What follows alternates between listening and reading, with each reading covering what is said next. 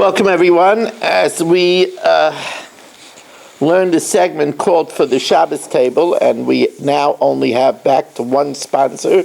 We're looking for a co-sponsor, but we are sponsored by our founding sponsor, the Rubin family, with the tefillah that they should be zeicha to a ben zachar and have atzlach and ruchnias and gashmias. So we know that the Parshas tells us that Titzchak Sarah Bekir Baleimar, Sarah laughed inwardly, Achrei Veloisi, after I am withered, Haisali Edna, shall I be rejuvenated, Vadoni Zakein, and my Lord is old. Now the obvious question is that in last week's Parsha, Hashem told Avram, Aval Sarah Ishtecha Yoledes Lecha Ben. Sarah, your wife, is going to have a child. Now, since Hashem told him that, I mean, it would be natural for him to go running, honey, I got great news. We have a mazel tov. We're getting a mazel tov, a Feirish Rebbeinu Shalom. And if Avram told her, then why was she surprised? So this troubled the Ramban. And the Ramban, first, he says in his second teretz, he said, well, Hashem told Avram, and then with his great zrizis, he ran to do the milah, and then he had a big household, and he had to do the milah for the whole household, and then he was in pain and very weak, and he didn't get around to telling her.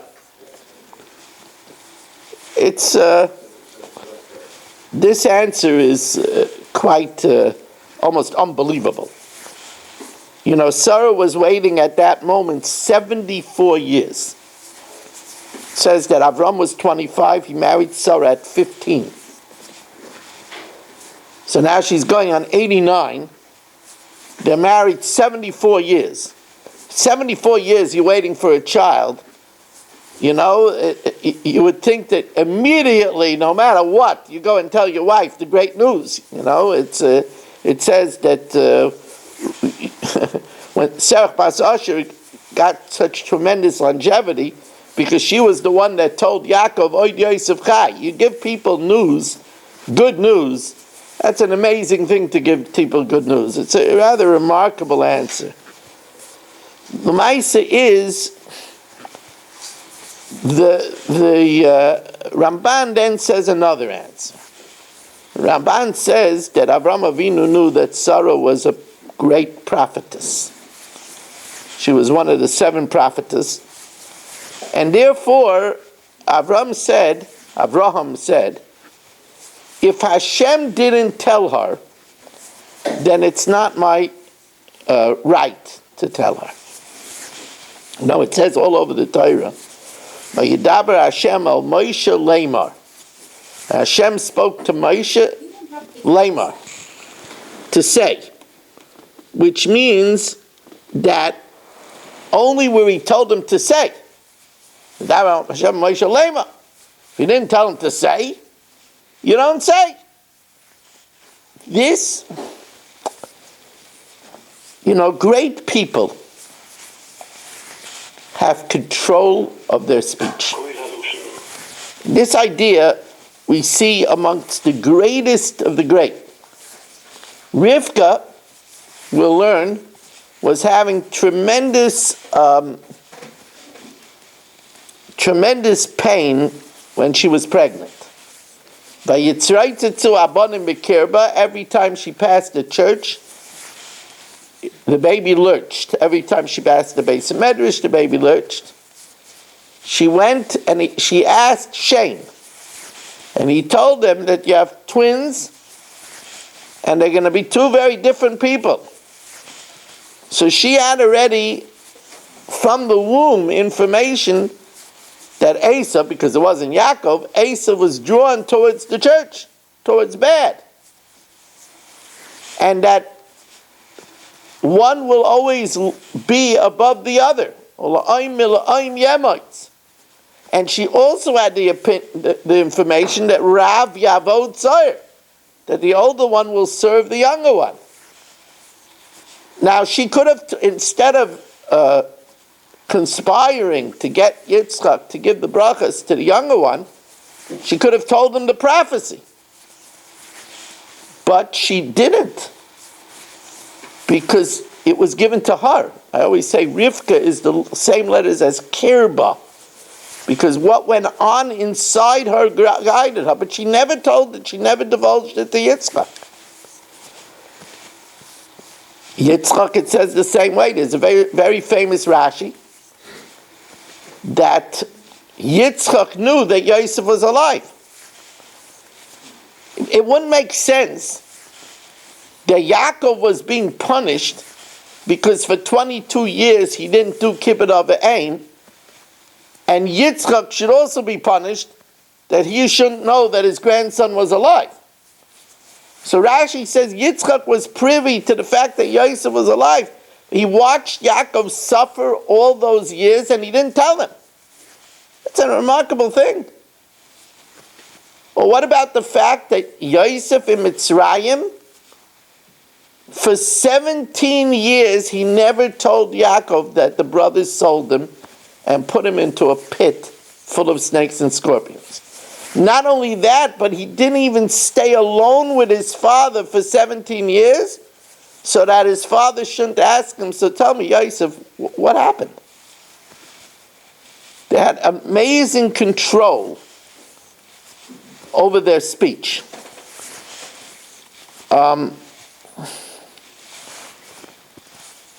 There is, however, something that, I don't know why, it never truly dawned on me until this year. And that is, the Ramban seems to suppose that Sarah didn't know about it. But if you look in the beginning of Parshas Vayaira, when it says and speaks about her, for example, Sarah Oimedes, Sarah was in the Oyel. It calls her Sarah. It doesn't call her Sarai. So already put into place that her name was changed to Sarah. It would seem to be that already transpired. Maybe the Torah is just saying it because Avram knew her name was Sarah. Just interesting. Now, according to the Pshat we said in the main shir, it could be that Sarah did know already, and she wasn't surprised, and she only laughed because, as the Targum Yonasan ben Uziel said, Yishmael overheard it, and she was afraid that Yishmael would give her an ayin hara and cause her to miscarry, and that's why she made believe like she was shocked. So that, according to that pshat, it would explain, even though she did know, because she was told that her name was already changed to Sarah. On this subject, we know that Hashem said, Lo sikra shma Sarai, don't call her Sarai, ki Sarah shema, because her name is Sarah and not Sarai. The Yalkut Bavli in Yishalmi simply says that we know Daled Dvar Mikarin Gzar Dino Shaladam, 4 things tear up the decree of a person, and one of them is Shinei Hashem, a change of name. So the change of name from Sarai to Sarah caused there to be a change of her mazel, that she should be able to have a child. The Klayoker says that Sarai is masculine. Like it says, the Sarai Yisachar. Sarai is masculine. So she was given the feminine, Sarah, that she should be able to have a child. The Klayoker also says that we know that the Gemara in Menachos, so it's a very, very famous Gemara in Menachos, we'll learn it soon in the Daf Yomi. The Gemara in Menachos says, Ki b'ka Hashem tzurei lamim, with the letters Yud and Hey, Hashem created the 2 worlds. That's what the song is based on. The beautiful song that we sing on Shabbos, called Ribana Lam V'Yol Maya, right? And it says that Hashem created Olam Haba with the Yud and Olam Hazeh with the Hey. And that's why it says, Eila told the Shemayim V'Oretz B'Hi Baram which can be read behei baram. This world was created with a hay. It's interesting that the Torah Tamima, in his Pirush on Chumash, gives a different reason than the Gemara. I'll tell you in a minute the Gemara's reason, but the Torah Tamima says that the world was created with a hay because, what's hay? Chamisha mi yodeya, who knows 5? What do we say in the Haggadah? I know 5, Chamisha chumshei Torah. And we know that the world was created with Torah. Bereshis bara Elokim, b'shvil Torah shenikra Reshis. Told you the Gevaldige Gematria that the Pe'er Aaron says, Bereshis bara Elokim is b'gematria exactly Torah Nevi'im Ksuvim. Amazing. It's amazing Gematria. Bereshis bara Elokim, this is without computers. Bereshis bara Elokim is b'gematria Torah Nevi'im Ksuvim.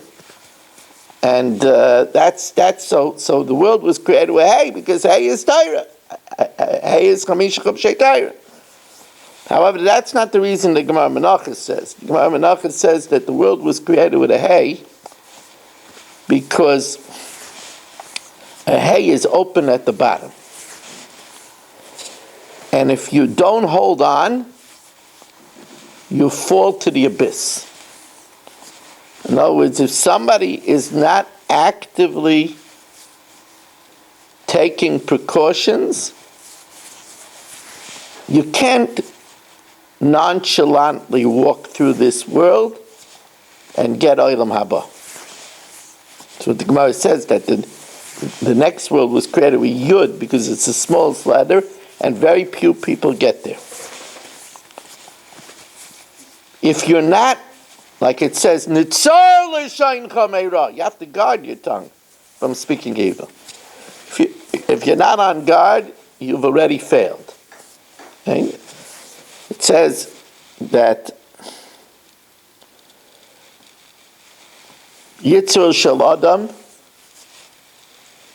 a person's Yetzer, Miskaber olav b'chol yom, prevails upon him every day, Umavakesh la'amisai, wants to kill him. We have a Yetzer Hara that wants to topple us. So if we just nonchalantly walk through life, we're going to fall down to the abyss. So the Gemara says, why is there a crack on the left side of the hay? So the Gemara says that if you fell down, you could come back up through the crack. So the Gemara asked, what do you need the crack for? If you want to come back from where you fell. And the Gemara says, Lo yistaya milsa, that won't work. Which is such a great fundamental of life. If you want to come back, you can't live the same way. If you want to come back, you got to take a different route. If you don't want to talk in shul, you got to change your seat. If you don't want to fight with your wife, then you have to change your way of dealing with her. Can't do it the same and expect different results. Lo yistaya milsa. Now, this always impressed me because it comes out that the letter that the world was created with, its mission statement is change. Isn't that interesting? We could say that the world was created, so Torah Tamima, he says the letter world was created as Torah because kilakach noitzarta. But there's so many challenges in life. Jealousy, anger. There's so many laziness, greed, generosity, temperament. The letter that the world was created is all about change. We were put in this world to change. That's why Mishnah learning is Mishana, to change. Our whole learning is to get us to change. But anyway, I had a feeling when I wrote this down that I'm going to meander. I don't want to meander. But the Klei Yakar says that's why the hay was added to Sarah, because The Hey is the letter of the world, the creation of the world. So here she was going to continue the Jewish race, the purpose of the world, so she was given a Hey. Hey is also, they say, Holochem Zora. Hey is the letter of conception. As I told you, all the Imayis have a Hey. Sarah, Rivka, Leah, Bilhah, Zilpah, except for Rachel. And therefore Bilhah, her maidservant, has two Heys, one for her and one for Rachel. Now, the Chizkuni brings down that Hashem took away the Yud of Sarai and split it and gave one Hey to her and one Hey to Avram. So Avram also got the Hey of creation. So Yud is 10. So he took away the Yud, split it, and gave 5 to Sarah and gave 5 to Abraham. That's the Klei Yakar takes it a step further, that it came from the power of Sarah. It was her Yud that benefited both of them, because she took the initiative and she said, I have to do something. I want Hashem to change our nature. I have to go against my nature. So she took a rival into the house, Hagar, Ulai Ibana Mimena, maybe I'll be built through her. So with that act of going to her nature, she was the one that caused it. That's why there's a remarkable gematria. Hagar is gematria 208, and Yitzchak is gematria 208, because it was in the schus of her giving Hagar to Avram that there was Zaycha to Yitzchak, so it became her Yud that was split a Hey and a Hey. Of course, the world says that Hashem took the Yud, and what did he do with the Yud? He gave it to Yeshua, because Hosea ben Nun was initially his name was Hosea, and the Yud went from Sarai to Yoshua. And the Shva, that's why we say Bin Nun instead of Ben Nun, so we took the 2 dots of Ben, became Bin, and we put those 2 dots under the Yud to make Yehoshua, because Sarai didn't have any dots under her Yud.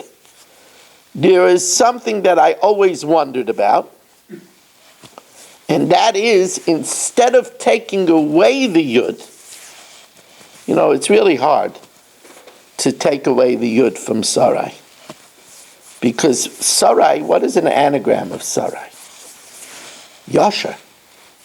Upright. That's who she was. That described her. It's Mamish Magarim. It says that when she was 100, she was like 20 in sin. She was upright. Now, there would have been another very interesting way to solve the problem. Change her name. Don't take away the Yud. Just add the Hey and call her Shira. It's a beautiful name. Call her Shira, and then you have still the same message, because Shira is an anagram of Yeshara. And Shira is the gematria Tefillah. Right, that's a famous gematria, we know. It's Chanan al Hashem 515. So Shira is 515. It's a gematria Tefillah, and it's a perfect name, Shira. It could be that Hashem didn't do that because he wanted the message that till now she was Sarai, only over in Avram's house, and now she was Sarah of the whole world. So he wanted to have that. It could be also, like the Chizkuni says and the Klei Yakar says, that he wanted to take away the Yud to split it for Hey for Sarah and Hey for Avraham.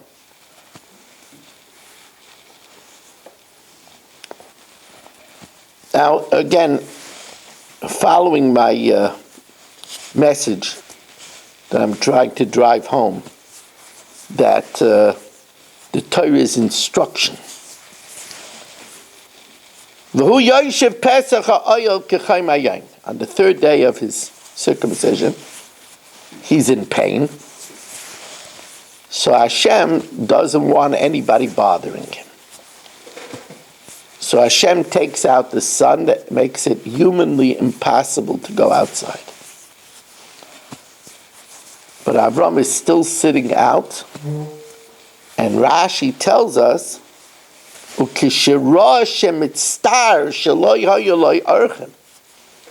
he saw that he was distressed that he didn't have guests, so he brought malachim in the guise of Arabs. And as the Mefarshim explained, he didn't just want to give them food, he also wanted to work on their neshama. So therefore Hashem sent him sand worshippers, that he should be able to work on their neshama as well. But here's a man that could say, the Rebbeinu Shalom is giving me a day off. A day off, a well-earned day off. Avram is teaching us that in a Jew's life there's no vacations. No vacations. He'll be happy he has a chance to take a vacation. Nobody's around today. Day off. You know, in the biography of the Lubavitcher Rebbe, it highlights the fact that he was very anti-retirement. When people came to him and said, okay, they're retiring, they had a long career, the Lubavitcher Rebbe would say, okay, so what's next? What's next? From the Rav Tversky said over that his father told him that you always make new projects because you want the Rebbeinu Shalom to give you more life. You know, it says about Chanoich that Chanoich vayishalei Chanoich es Elikim, he walked with God ve'inenu ki lo kachoisei Elikim. So Rabbi Yaakov Kamenetsky in the biography, he said, don't shoot for the stars, go slowly. Chanoich reached such a zenith that he could only go down. So then Hashem took him away. Go slowly and steadily, but always have new projects, because then that's a reason for Hashem to give you more life. Avram zokein bo bayomim. Avram came with every day. There was no day off by Avram. There was always something to do. Now we know that the mob of Sodom got word, probably from Lot's wife. She spilled the beans. You know, my husband wants salt for his guests. So the mad mob came, and Lot went out to try to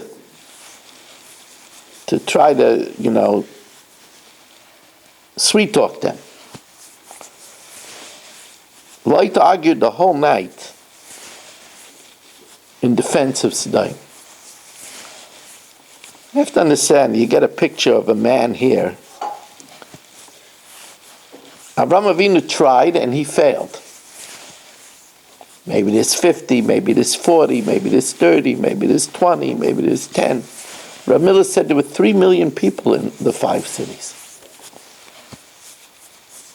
Now Lot argued for them the entire night. He said, look, they're not good to outsiders, but internally they have their advantages. And now the mob came to take the angels. And Lot knew that that was curtains for 3 million people. He was even willing to offer his 2 daughters. Now at face, somebody reads it, he says, what was Lot, a madman? Here's a mob and he's offering his 2 daughters? What father does that? What crazy man does that? It sounds like he's a lunatic. There's a mad mob outside and you say, don't take these 2 strangers that came to my house. I got 2 pretty daughters. Take them.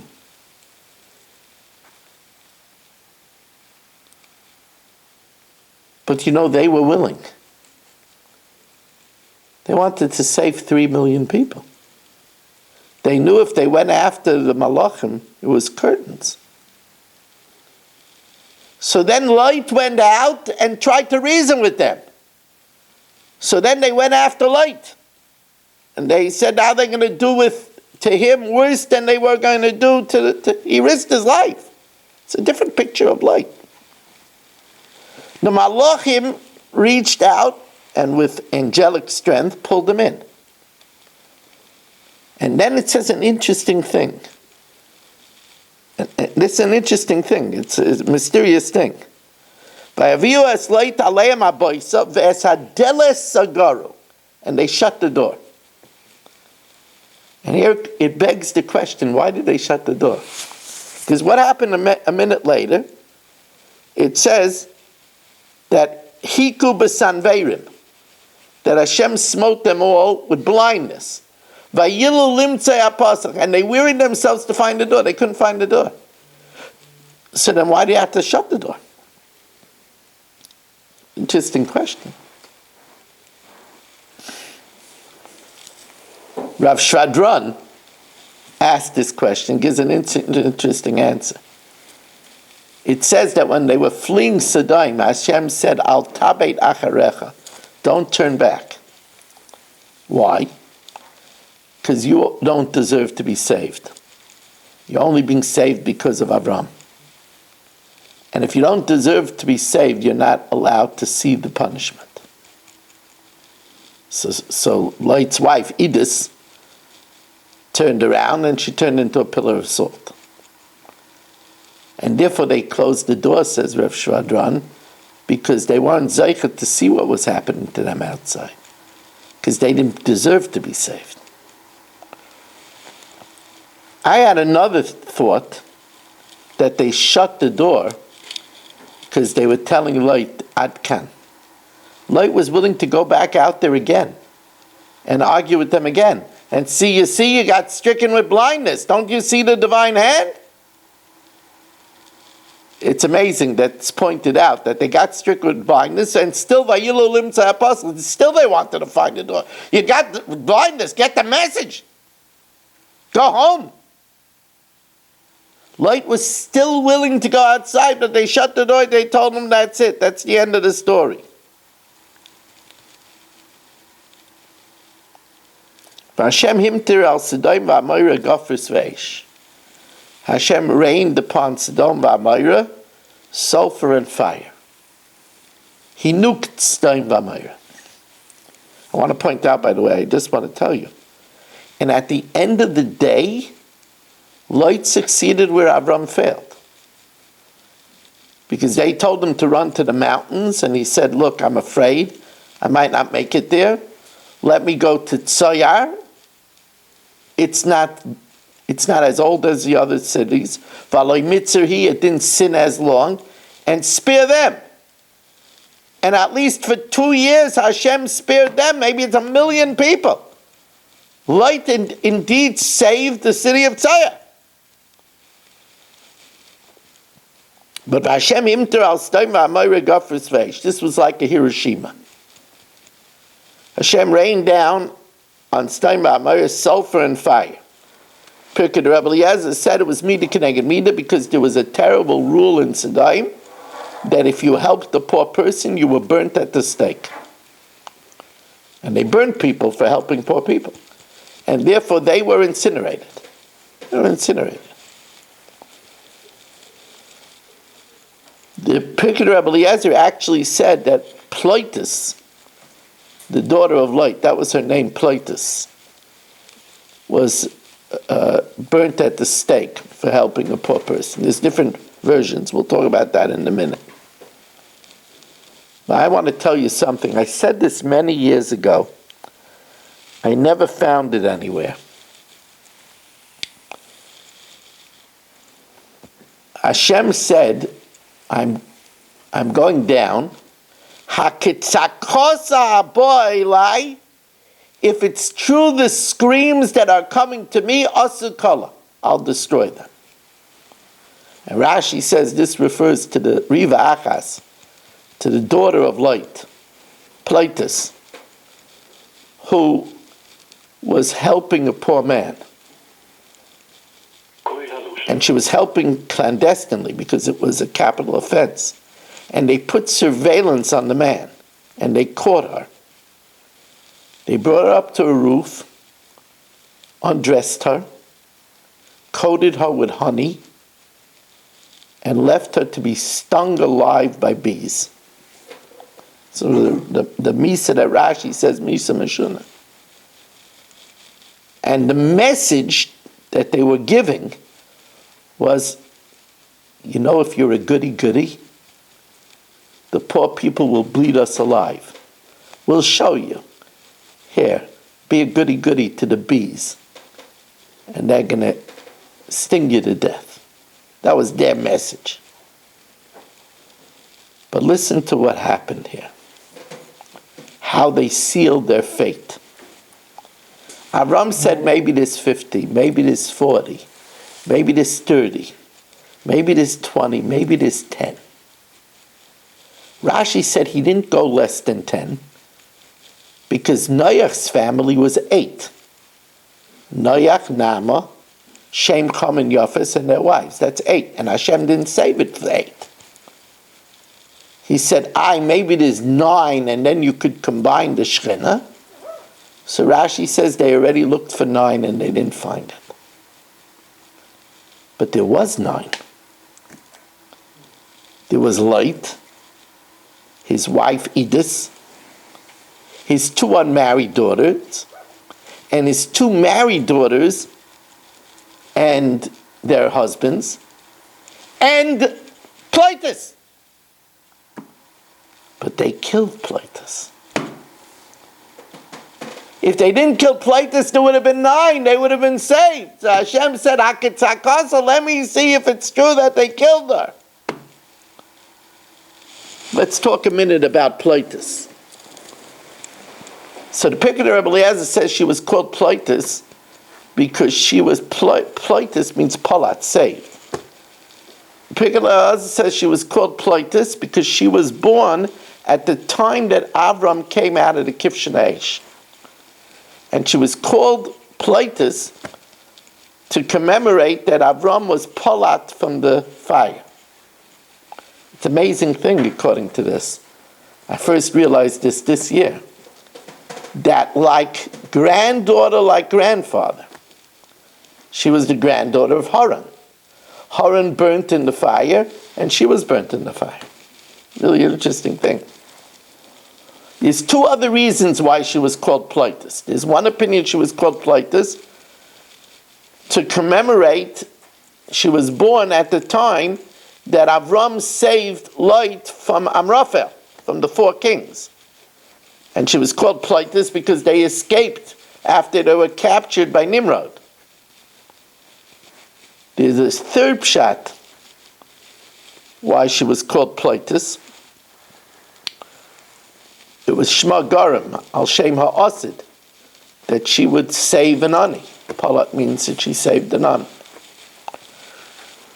Now, this is my own pshat. You're not going to hear this anywhere, I don't think. I don't think. If somebody saw this anywhere, I would be fascinated to hear. But you know me, I like anagrams. What could I do? Pleitus is an anagram of Lot Pesi. Isn't that amazing? Pleitus, if you do an anagram, it spells Lot Pesi. Lot was a fool. He was a fool when Avram and him separated that he went to Sodom. He was a bigger fool that after Avram saved him, he went back to Sodom. And because he did, he lost his daughter. He lost his daughter. He lost his wife. He lost his married children. He ended up sleeping with his daughters. Because he went to the wrong place to live. Lot Pesi. Lot was a fool. And this is a warning to parents. Don't choose where to live for financial reasons only. Don't choose to live because there's less pressure, less peer pressure. You should know that you're ruining your children. You're a fool. Why would a person move from Lakewood to go to a city that has only one school? Even if it's a good school. Let's say your child is in a rough class. Your child doesn't get along with the children. Here you're living in a city where there's so many schools and so many varieties. And here you're living in a city where there's peer pressure that you can't do whatever you want. Don't be a pessy.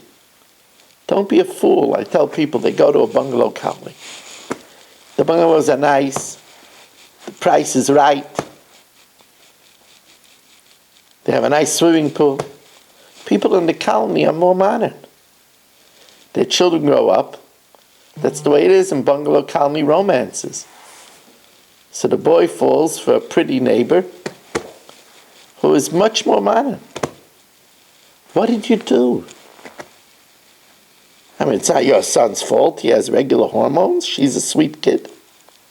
What did you do? Don't be a pessy. Don't be a fool. Again, if you're interested in sponsoring a share, if you want to become a co-sponsor for this share just on Torah Anytime alone has over 500 views. Has another more than 100 views on YouTube. It's heard on Torah Communications Network. And of course, who knows how many hundreds on Kalaloshin. I want to thank you for joining us and wish you a wonderful Shabbos.